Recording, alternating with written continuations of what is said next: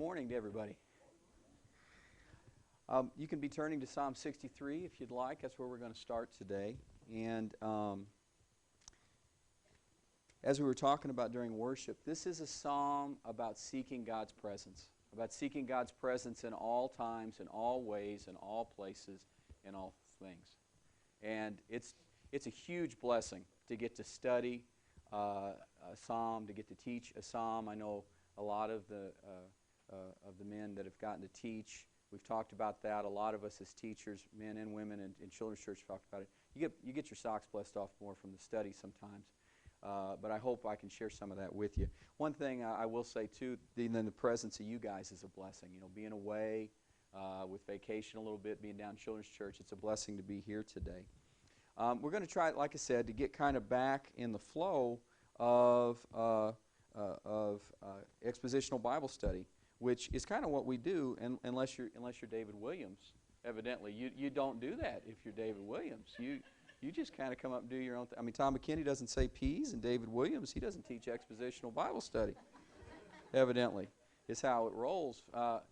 So I've got a little pressure on me that my wife's put on me because Dave has set a new standard for brevity, that he just raised the bar for brevity. And my wife, who's teaching kindergarten and first grade right now, is like, now make sure I get the kindergartners. You remember how Dave was short? That's what kindergarten teachers like, is short.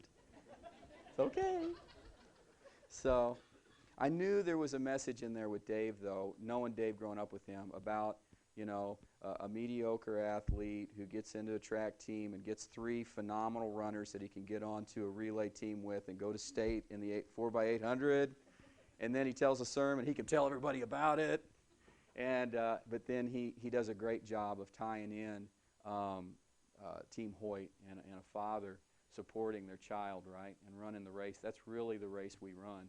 And I'll compliment Dave on that. That really touched me. I remember that story, but hearing it tied to how our Lord and our Heavenly Father pushes us. And so, again, blessed to be in your presence, blessed by many of you that are here for support and stuff. So we'll start in Psalm 63. Let's start there. This is a psalm of David that was written when he was in the wilderness of Judea. O God, you are my God. Early I will seek you. My soul thirsts for you. My flesh longs for you in a dry and thirsty land, which is good for summer right now, isn't it?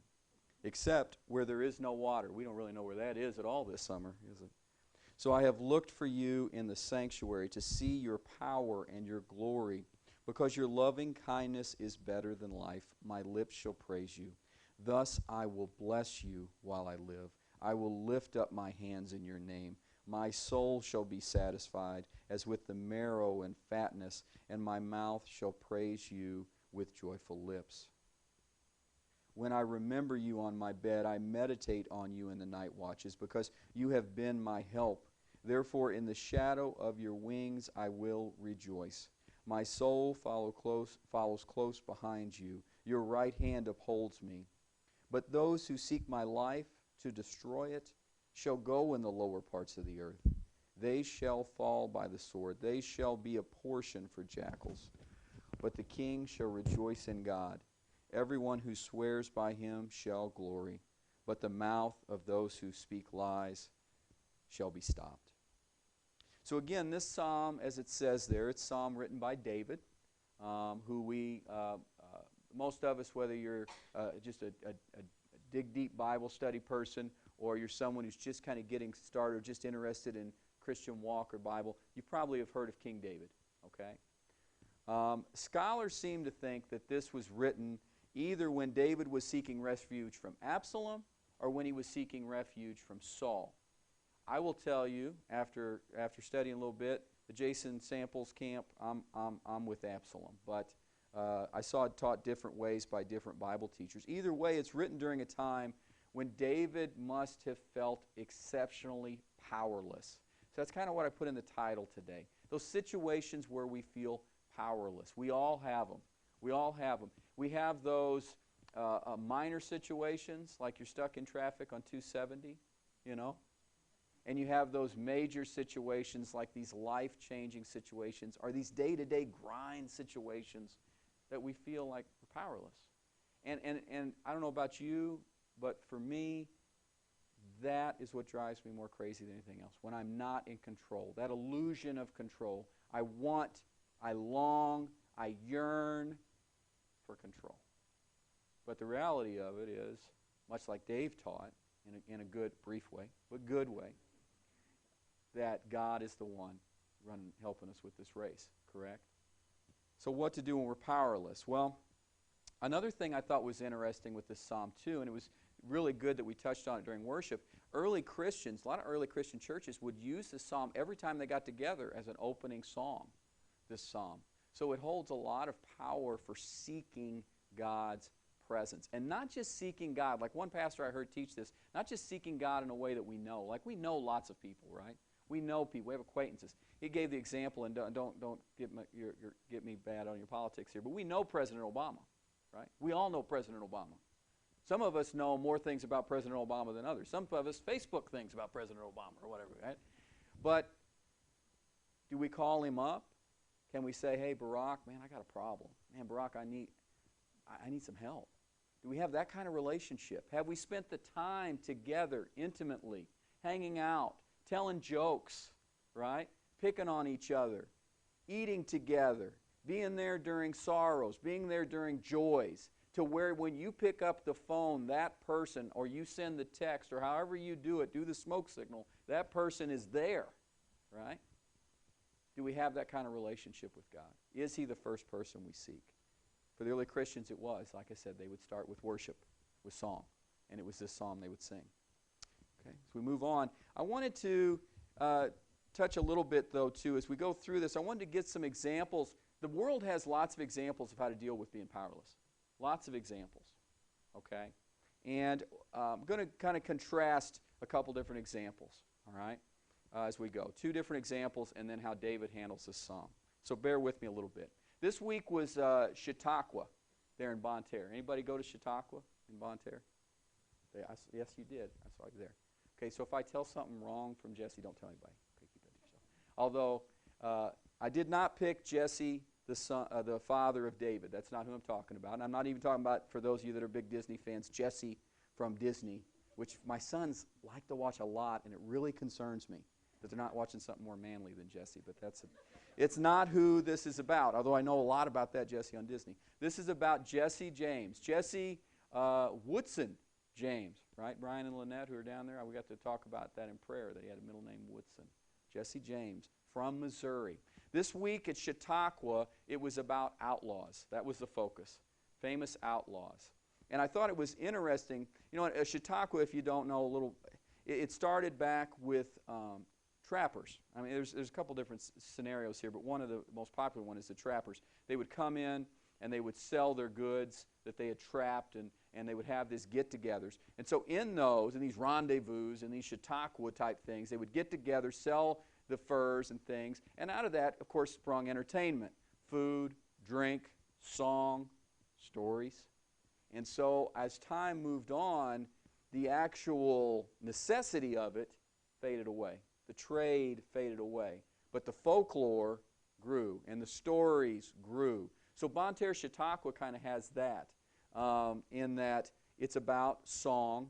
A lot of people there in the area come and they have a choir and do some singing, a lot of fun and jokes. There's food, there's drink, but there's stories. And what they have is they have actors come and portray these figures. And a lot of times those figures are university professors or drama type people, actors. And so they do it in the heat of July because that's when they can get teachers, right? So that's why it's so stinking hot when we do Chautauqua. But it wouldn't be Chautauqua and Bonne Terre if you weren't sweating like a hostage out there, just sweating like crazy. So this year was outlaws. And it made me think about, how do we react when we're powerless? I think in our society, the United States, we're infamous for the outlaw. And I got to say, I connect to it. You know, this rugged individualist, right? I'm going to take it on with my rugged individualism, and I'm going to fight a righteous cause, right? Fight the good fight, bravery and courage. Stand you, look a man in the eye, right? All these good things that we see from the rugged outlaw. But of course, we see there's some taintedness from the rugged outlaw. Because what the outlaw is, what's he really doing? He's stealing, he's robbing, he's harming, he's murdering, he's mayhem. Then with Absalom, we'll touch base, David's son, which this, if this is written there during that time, Absalom is another kind of figure that we see with powerlessness. This figure, and I think this is even more popular in our society. I guess the longer I go, the older I'm feeling, because I don't think the rugged individualist, I think maybe for us, sometimes in the mineral area, we still got that.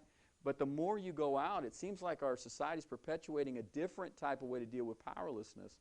And it's not anything new, right? Ecclesiastes, there's nothing new under the sun. But Absalom is more of a representation of the intelligence, of the education, of using the skills and the things that we have. Relationship is how I do that. But any relationship of substance, I have a lot of friends, just check my Facebook.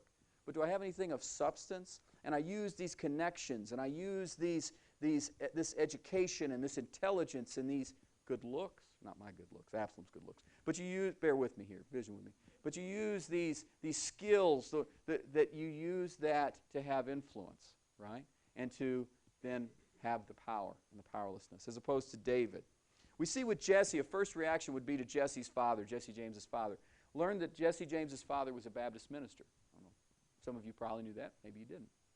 He had a big church for the time, about 300 people. It was a very successful church. Jesse went to church. Jesse was a part of it in his younger years. And so I'm sure he was taught at some point, and I'm being guilty of being a pastor's son. I know I've been taught many things that I've forgotten, not listened to. So those are the sons out there, listen to your fathers. Glean from them. But Jesse's father, I'm sure, taught him that when you're powerless, to seek God. But what happened then in Jesse's life was his father, like many men, go west, young man, go west. He decided to go west for the gold rush. So his father was going to go west for the gold rush to try to save the souls that were needed in California, which, if you know the gold rush, there was ministry needed there, no doubt. But he also, Jesse mentions, was going to get his fortune. So there was a contrast there. It wasn't just the souls, it was the fortune. All right? And Jesse described at Chautauqua, as he talked from his own voice, about grabbing his father by the legs and holding on to him and crying, "Daddy, don't leave me. Daddy, don't leave me. Don't leave, Daddy, don't leave." And Jesse then smiled, and he said that my dad, he said it almost made him stay, me crying. Almost made him stay. But his dad left. It took his father 3 months to get out to California. 3 months of rough and rugged travel, right? Hopefully Mike and Lucinda don't have nearly as long in their trips. In a month after he got there, he was dead from disease. So he lost his father there in that mining camp. Powerlessness. How will young Jesse react to that powerlessness? Absalom, in contrast, if you look in 2 Samuel 3, and you don't have to turn there, but in 2 Samuel chapter 3, we see Absalom is mentioned for the first time. And I won't read through it because I had a really good talk with Mr. Miley here, who talked to me about not stumbling people by mispronouncing names. So I'm not going to mispronounce a bunch of names here in the Old Testament Bible. Don't want to stumble anybody. But it talks there in 2 Samuel chapter 3, you see Absalom mentioned with a group of children that David had in Hebron. All right? And what you see, that's where the capital was at that time for David. And it goes through all these children, but also if you notice, with each child, it mentions their wife, or their mother, David's wives. Many wives, wives plural. All right? He had a harem, which is very common for kings. That was part of the perk of being a king, right? You got to have lots and lots of wives, lots and lots of power in many different ways. But in Deuteronomy, God condemned that. Condemned polygamy. But David did. And so what you see is Absalom is not first. Amnon is first. Amnon is the one that will be the next king. Not Absalom. Not good-looking, flowing locks, Adonis, got it all figured out, Absalom. But Amnon, who's going to come up later on. Now, you look at Absalom and go, well, what tragedy is there? What powerlessness is this? He's a king's kid. Can you imagine having this all-powerful father? What kind of attention would you figure Absalom would get here in the middle? Now, his mother was the daughter of the king of Geshur. So it was a political marriage, right? Also very common. This is not what God calls us to go to for marriage either. All right? So as great as David is, and I just love David, he's so flawed, isn't he? Just like either one of us, if any of us ever wrote a song.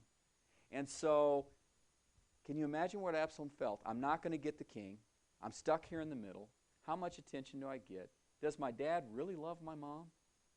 You know, who's the most popular? And can you imagine the jealousy and just all the things that go on in the back of the minivan going on with this family, right?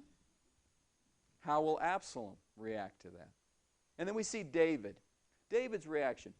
David was flawed, and we see that, but David was also someone that dealt with a lot of powerlessness, and one of the first examples would have been Jesse, his father, right? When Samuel shows up and says, I'm here looking for the next king, going to anoint him, who you got, Jesse? Jesse doesn't go, oh, David. Have you heard this guy play the harp? He is the man. No, he goes to his oldest. He goes to his best, his brightest, his strongest, in his eyes, in Jesse's eyes, as a father, correct? And where is David? Does David get sent out to fight the Philistines? Is that where David is from Jesse? No. David gets sent out to be the shepherd, which is kind of a lowly, doing the dirty work kind of job of the family. And there in Psalm 23, of course, he pins the famous words that we also know. The Lord is my shepherd. I shall not want. He makes me to lie down in green pastures. He leads me beside still waters. He restores my soul. I just love that. Jesus Christ is our God of restoration, isn't he?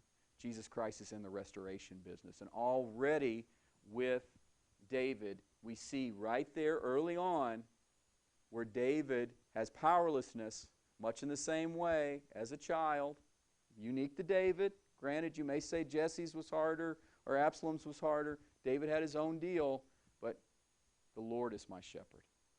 The Lord is my shepherd.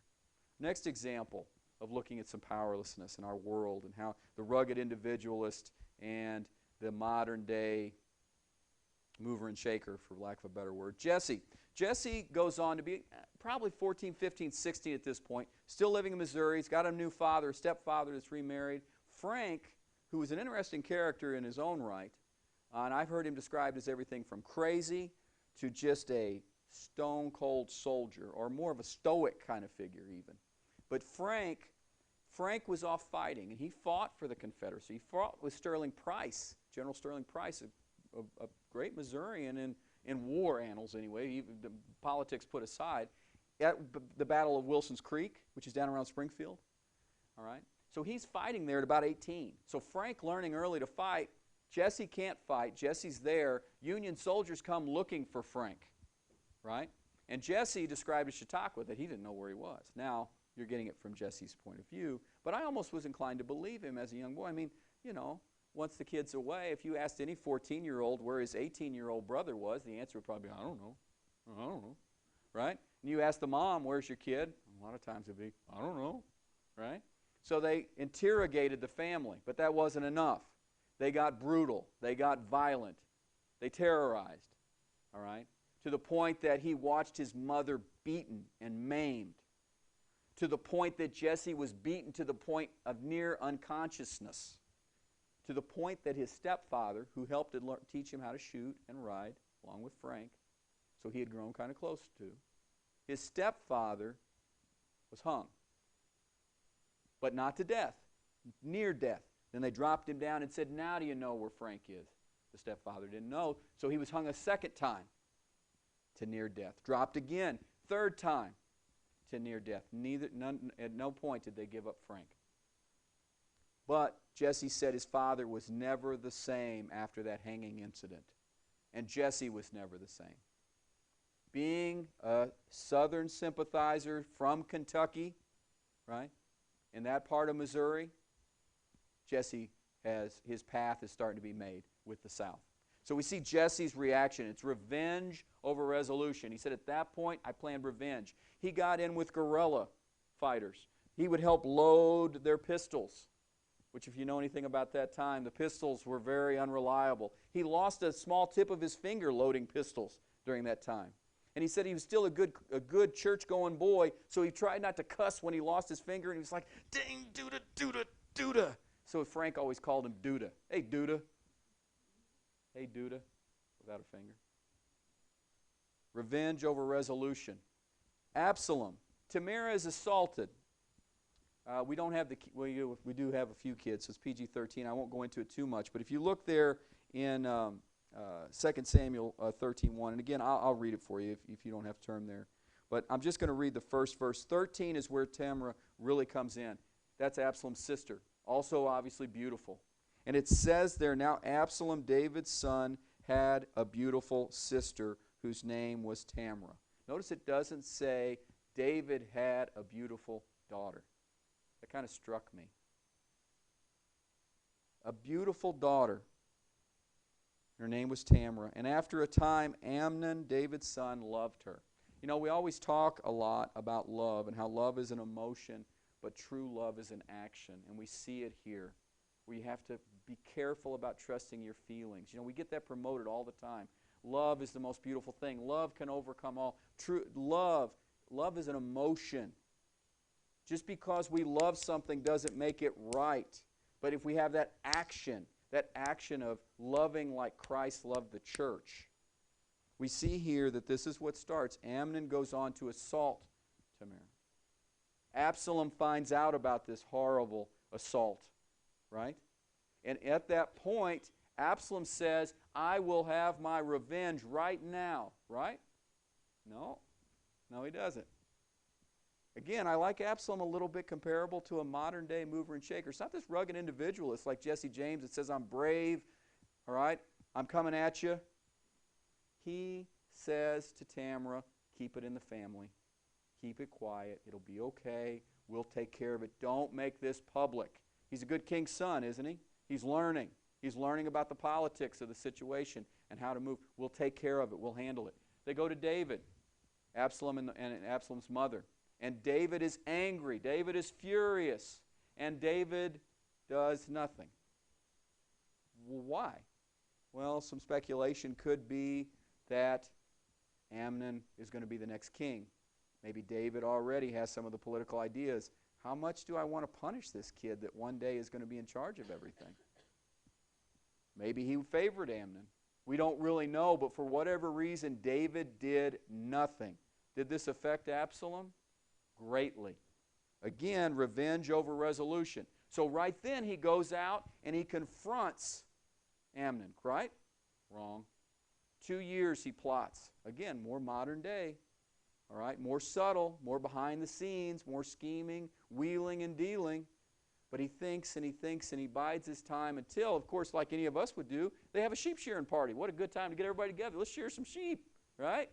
That was a big deal then. All the brothers got together. They had a good time. And Amnon, who had already shown a penance to not have good self-control, had a little too much to drink. Probably had a lot too much to drink. And there, in having too much to drink, he was an easy pickings. And what happens? Absalom goes up to him like a man and shoots him straight on like Jesse James. No, he has one of his servants come up and stab him. Modern day. You never quite know where it's coming from. The relationships are all complex. It's all educated and good looking, but you don't really know. But still, deep down, like Jesse, revenge over resolution. That's how I'll get power.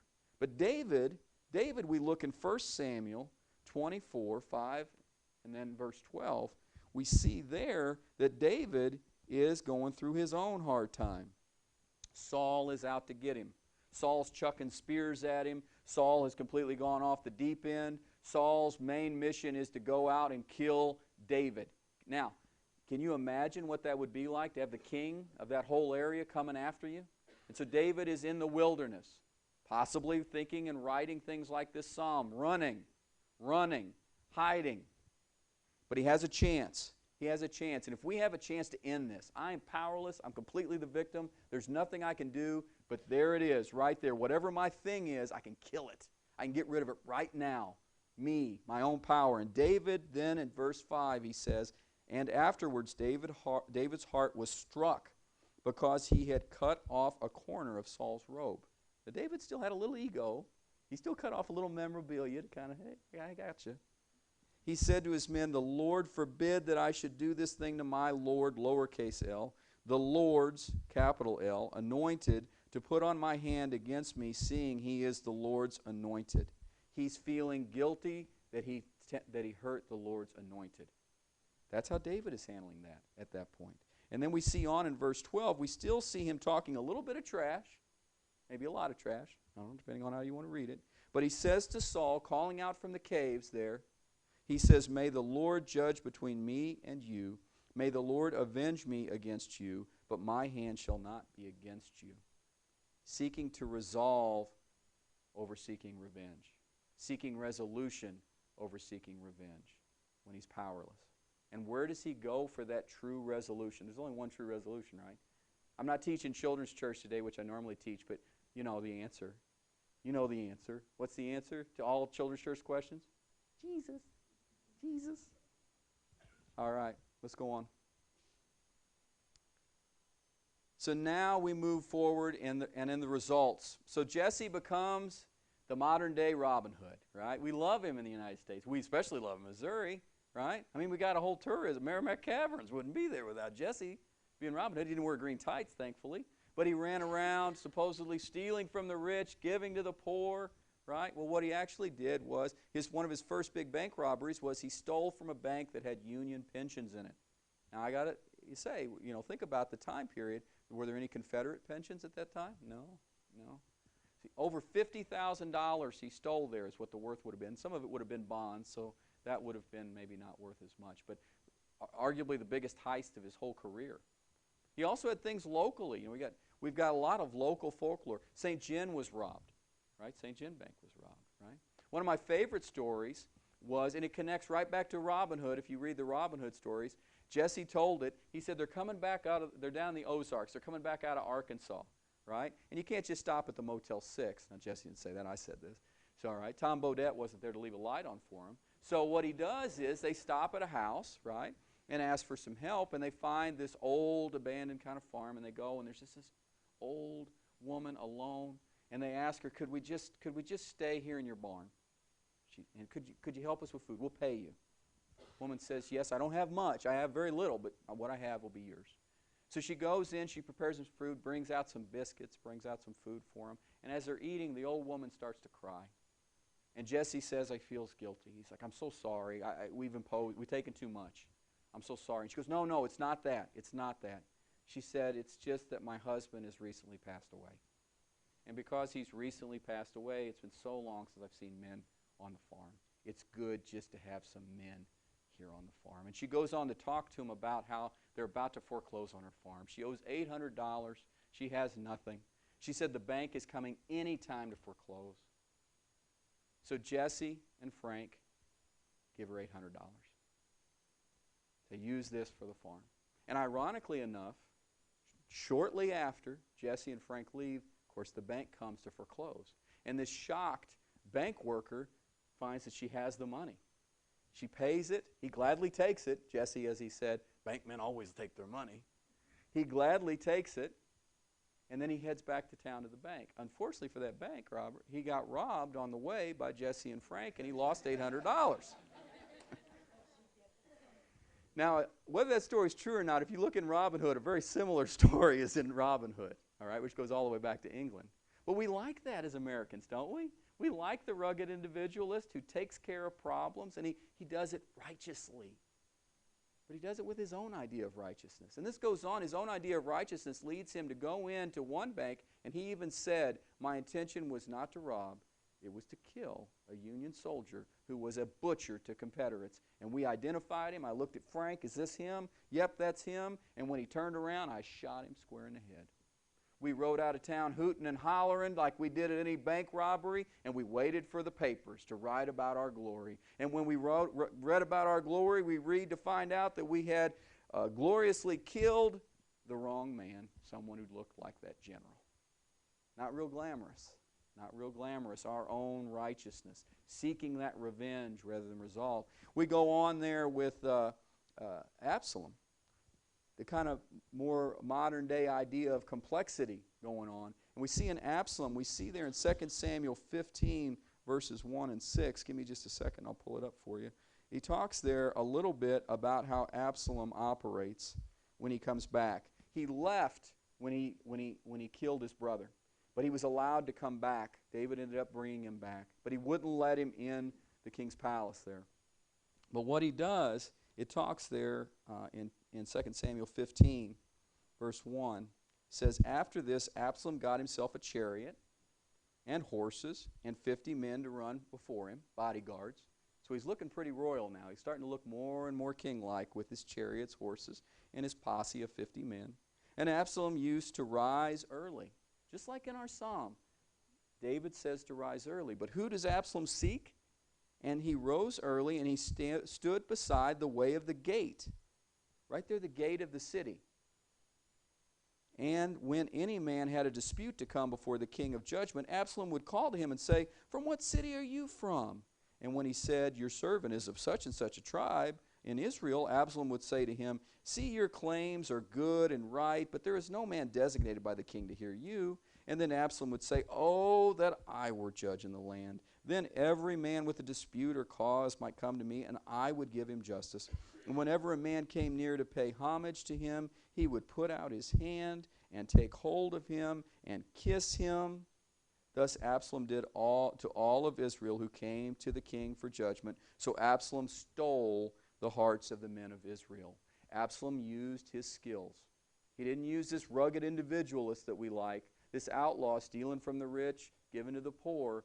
He was more subtle, and he used the people, and he used influence. He sought acceptance, and he used that acceptance for power then to take the kingship away from David. We see there, and let's just start with looking into 63, verses 1 and 2. If you go to the next slide, we see, O God, you are my God, early will I seek you. Once Absalom's been successful and David flees, early David's not seeking others' acceptance like an Absalom might in our world for power. He's not seeking the revenge and vengeance. Who can I get? Where can I get it? Who can I harm to get what I want? He seeks God. It says early, and for those of you that aren't early morning risers, and I struggle with that at times, that etymology of that word actually goes back to earnestly. Earnestly. With all you've got. With all I've got, I seek you. Early Absalom seeks public acceptance. Early David is seeking God. My soul thirsts for you. Can you imagine being out there in that survival situation? There's a show on now called Alone. I don't know if any of you have watched it. It's on cable, and I haven't really watched it that much. But it got me interested because I like the woods and the outdoors. But when you watch it, it's like 10 guys are out in the woods all by themselves. And in today's society, like no other, of course they got a camera with them. Going to the woods, I'm taking a big camera. But they're all by themselves, right? And so the goal is who can stay out in the woods the longest. Just alone, completely alone, except my camera that I'm going to share with everybody else. Right? Because we use cameras not to capture the significant moments. We use cameras to make the significant moments. Right? And so they're in the woods, and you get lots of shots. I just finally stopped watching it because about every show, you end up with some guy with this great shot. I don't know if you FaceTime, but I've learned to not FaceTime like this because you get the under nose, and you get the nice chin look and all this. You get this look instead of this. Do better do that, But you get that all scared and huffing and puffing, and there's a bear outside the tent. What am I going to do? And I don't know. And they're all survivalists, right? They all know I got to find water, I got to find food, I've got to find fire, I've got to find shelter. David, on the other hand, what he seeks early is God. He's thirsty. He said, my soul, though, is thirsty for you. My flesh longs for you. All right? So his soul and flesh. His first thing is not what a survivalist would tell us to get. His first thing is God. In a dry and thirsty land, it's hard for us to imagine how dry that would have been, that wilderness that David would have been in compared to what we have here in the Ozarks, where there is no water. So I have looked for you in the sanctuary to see your power and your glory. His top priority was true relationship with God before all else. Before I took care of shelter, food, anything else, God. Next slide. As we look there at verses 3 through 8, it goes on, David goes on to write as he's there in this isolation, this lonely place of powerlessness in the wilderness, because your loving kindness is better than life. David finds true resolution because he sought it, and he sought it by seeking truth. There's a story about Socrates. It said Socrates was walking, and a man came up behind him and said, Socrates, what can I do to become your disciple? And Socrates just kept walking and ignored him. So the guy goes on, and Socrates goes on, and the man cries again, Socrates, Socrates, what can I do to be your disciple? And Socrates ignores him again and walks down into a river and gets down in the water. The man follows him into the river. Socrates, please, What can I do to be your disciple? And Socrates comes and takes him and holds him down and dunks him and holds him down to the point of almost drowning. Aren't you glad we don't baptize like that? And then he lifts him up and he says, when you seek truth like you seek air, you can be my disciple. Do we seek God like that? Do we seek truth? When we seek that truth, we find the resolution to our powerlessness. And we're only going to find that truth in God. And what he finds there is he finds that God is better than life, better than air. My lips will praise you. This leads him to natural praise. Thus I will bless you while I live. I will lift up my hands in your name. It leads him then to worship. My soul shall be satisfied as with marrow and fatness. So he's not just getting just the bare necessities to survive out in the wilderness. He's not out eating bugs, right? He's got marrow. He's got fatness. And where does that come from? From God. And he says, my mouth shall praise you with joyful lips. He goes on there to say, when I remember you on my bed, I meditate on you in the night watches. Those of you that are evening people, I think probably most of us that truly study or study the Bible, we're probably morning or evening. If you do it both and you do it well at both, rock on. But I think most of us are morning or night people, right? So for you night people out there, when I remember you on my bed, I meditate you on the night watches. And I like this too because this is the soldier coming out in David. If you've been in the military and you've gone through basic training, you probably know what something called fire guard is. It's a wonderful invention the military has. It's just a brilliant invention. It's like if we all went to sleep, I'll get up and I'll spend an hour making sure there's no fire. And then when you're good to sleep, I'll come wake you up. And then you can stay up for an hour and see there's no fire. And then you can wake somebody else up. So if you want to really help soldiers, I think one thing to do is maybe send like smoke detectors to the Army. I don't know why they haven't, but of course what they're doing is discipline, right? Because when you get out on that bivouac, when you get out and you're in the field and it's the real deal, you have to post guard. And even if you're tired, even if you're going on little to no sleep, bless our soldiers, God, you have to be there. That is the night watch. Well, what does David think about on the night watch? Well, I know what I thought about in my brief amount of time in the Army. I thought about, I wonder if I can catch some Z's and the sergeant won't catch me. Hey, man, I'll click. I thought about that, right? I thought about, oh, I miss this, I miss that, I miss the other. Problems. We guilty of that at night? Thinking about problems? Counting the sheep of problems? But what does David, the Lord is my shepherd, what does he meditate on? He meditates on God. I will remember you on my bed. Because you have been my help. Not just because he's God, but because God is tangible. He's real. He is that help. Therefore, in the shadow of your wings, I will rejoice. Can you imagine how important shade would be, the shadow of wings in a wilderness desert like what he was in? My soul follows close behind you. Your right hand upholds me. Then we move on to verses 9 through 11. We see there, but those who seek my life to destroy it. So when we move on to verses 9 through 11 on the next slide, what you see, and I think this is the true beauty of David, and God gives us this as well. When we're in this powerless situation, we truly seek God. What God will give us is a vision for the future. That's really what leadership is about. That's what separates the leaders from the followers, isn't it? Leaders can see what can become. You might be sitting there going, I'm not a leader. I'm just a follower of Christ. God has called you to leadership in whatever area you're in. It may be a different type of leadership than someone else, but God has called us all to have a vision, and a vision for victory. I love the old hymn, Victory in Jesus, my Savior forever. Right? We have a victory. We come from a place of victory. David sees the resolution before it actually happens. And he says, but those who seek my life to destroy it shall go into their lower parts of the earth. They shall fall by the sword. They shall be a portion for jackals. Well, that sounds great. That's going to happen. I'm going to win, right? And he says that's going to happen, and I get to see it and live through it and see it and be a part. No. I mean, that's going to happen. From dust we come and dust we shall return, right? We are all going to fall. This might not have happened when David got to see it, but he knew it was going to happen. He knew righteousness would be restored. And we know that, right? We can see in Revelation where righteousness will be restored. It may not be in our time, and then again it might be in our time, but when we see that, it leads us to balance. He says, but the king shall rejoice in God. He didn't know if that king was going to be him. I'm sure he was hoping. I'm sure in his psalm it was a psalm of encouragement. But he knew at some point a king shall rejoice in God. Even if Absalom becomes king and it goes through hardships, a king shall rejoice in God. Everyone who swears by him shall glory, but the mouth of those who speak lies shall be stopped. This gives him balance. This gives him peace. Of course, he writes it as he wants to see it. And ironically, the more we're with God, the more what we want to see becomes more truth, right? We get more the desires of our heart because our heart becomes more in line with God. We see with Jesse, and probably many of you know this, so pardon me, but how it ends with Jesse is, Jesse, of course, has lots of exploits that get lots of glamorous pub in the newspapers. They said they were 90 proof writings. 90 proof. I thought, well, that must be because they're about 90% true. You can prove that. No. He said they were 90 proof because they were smooth like a 90 proof alcohol. That's what they said. So they weren't very true at all. They were just stories to make him look better. And Jesse, of course, enjoyed that. But it goes on to say what we find is those Confederate soldier-type fighters, the Youngers, Frank, they start to fall off from him, right? They have a terrible situation in Minnesota where the Youngers get arrested.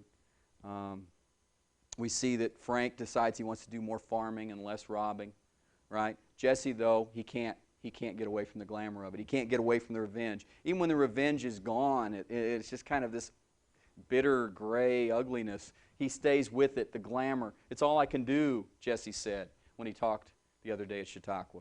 And finally what we see is Jesse starts to get characters that he can count on less and less. The outlaws start to become really what they are. The outlaws you can't count on. And one of Jesse's favorite quotes was, I like this one too, you know the difference between outlaws and in-laws? Outlaws, we are wanted. I like that one. I thought it was good. But he starts getting outlaws around him, right, that are wanted. And he starts getting guys that aren't even outlaws, don't really know how to handle this, don't have the courage, maybe have a little more Absalom in them, right? And what happens is a gentleman named Bob Ford, who we don't really get any glamorous stories about him, decides to take a ransom for Jesse over supporting Jesse. For $5,000, he decides to kill Jesse, but he can't do it face to face like Jesse, right? The rugged individual outlaw. He shoots Jesse in the back of the head when he's unarmed, hanging up a picture. Not very glamorous, right? So it almost martyrs Jesse in our eyes, right? He becomes this martyr, when what we really see is this vengeful revenge leads to no resolution, no truth. He doesn't seek truth, and there we are. Absalom, on the other hand, we know what happens to him, right? He's so successful because he has all this figured out. He's like our modern day. Looks good. Looks good. Driving the good car, living the good house, living the good life. All looks good. Professional. Good-looking hair. It's good to be bald, isn't it? Yeah, good to have short hair. That's why I got myself a 1 and a 4 up here. So when you are riding through the woods, you don't get it tangled in the tree because his hair gets tangled in a tree, correct? And he ends up hanging from a tree. And who actually kills him? Joab, huh? Joab, who was the one who came to David and said, hey, you should bring Absalom back. You know, Joab was a fighter, but Joab wasn't a dumb fighter. And he knew if David's going to win, I probably need to do something to get into David's good graces, even though David said, don't touch my son. Whatever you do, don't touch my son. He ends up killing him while he's hanging from a tree, right? So we see where this leads to. In David's case, what it leads to is vision for a positive future. Whether it's in his time or not, a vision for victory, which we have in Jesus. I want to close with just one thing. I would encourage you, and I know many of you are and do, but encourage you, seek God. Seek God through Bible study, seek God through prayer, seek God through those quiet times. One other quick story. Hudson Taylor, a missionary, contemporary of Jesse, older than Jesse, but alive during the same time as Jesse. We don't glamorize that kind of guy, do we? We glamorize this outlaw, but Hudson Taylor was a missionary in China, many of you know, and he served there for over 50 years. He opened over 120 schools there, which touches my heart. But one story on Hudson Taylor that really, we have all these stories on Jesse, and a lot of those I already knew, already, just being from this area. But Hudson Taylor, I did not know this one. One story was that he'd gotten so old that he couldn't hardly walk, so they would push him in a wheelbarrow, a wooden wheelbarrow. Must have been real comfortable. And they'd push him around from place to place to go do his ministry. His daughter wrote this in her biography of Hudson Taylor. What a different story of a child than Absalom and Jesse's story, right? Where the daughter writes this biography. Kids, I guess, and it humbles me as a dad, they do more they learn more from what they see us do than what we say. But anyway, his daughter's there with him. They're pushing him in the wheelbarrow from place to place. They have no place to stay where they end up going is people are gracious enough to take them and let them stay in places like barns, much like the story with Jesse. So they would spend a lot of time in barns and rough stables. And if you're a farm person, you know what that must have smelt like and what that entailed. All right, getting up in the middle of the night, picking bugs off of you, the smells, the aromas. All right, but it said that the daughter remembered that regularly, 2 a.m., Hudson would get up, light a candle quietly, and spend from 2 to 4 a.m. studying God's Word and praying and meditating. Why? Because his day was so busy. That was the time he could fit in. It was more vital to him than sleep. And as he would go along in the wheelbarrow, he would meditate. He would meditate on the Word. And it encourages me, too. It wasn't that he would memorize these long passages of Scriptures. Like today in the historical reading, it was, today is the day, this is the day the Lord has made. I will rejoice and be glad in it, right? Just a little tidbit to take through the day and to chew on the cud of the Word and to meditate. That's what he would do. He wouldn't be texting. He wouldn't be playing a game on his phone, but he would be there in meditation. One other thing, just to touch base on this, on the importance of drawing close to God in a powerless situation, from a devotional from this week. And this one is by a young lady. I did not know her. You guys might. Her name is Sarah Young. She wrote a devotional called Jesus Today, a devotional journal. And this is entitled Draw Close to Me. We'll close with this. It says, sometimes and the voice here is God. All right? So the my here is God speaking. Sometimes my sovereign hand, my control over your life places you in humbling circumstances. You feel held down, held back, and powerless to change things. You long to break free and feel in control of your life once again. Although this is an uncomfortable position, it is actually a good place to be. Your discomfort awakens you from the slumber of routine and reminds you that I, God, am in charge of your life. It also presents you with an important choice. You can lash out at your circumstances, resenting my ways with you, or you can draw closer to me. When you are suffering, your need for me is greater than ever. The more you choose to come near me, affirming your trust in me, the more you can find hope in my unfailing love. You can even learn to be joyful in hope while waiting in my presence, where my joy abounds. Persevere in trusting me, and I will eventually lift you up. Meanwhile, cast all your anxiety on me, knowing that I care for you affectionately and am watching over you continually. Draw close to God's presence. Let's pray. Heavenly Father, I pray if there's anyone here that feels powerless right now, that feels like there's circumstances beyond their control and that they want to take control, as we all do, I pray that as we look at it, we don't look for the righteous vengeance of a Jesse, or we don't look for the I'll play the cards I'm dealt and the manipulative, look good on the outside, but move with the world's ways like Absalom. But that we take David, we take Psalm 63, we seek you early, earnestly. We meditate on you on the night watches. Lord, please help that to be with us. And if anyone here has not come to you as a Christian, Lord, and they're at all debating, please, Lord, lead them to you, draw them to you, help them to be saved. Help us to seek your presence. In Jesus' name we pray. Amen.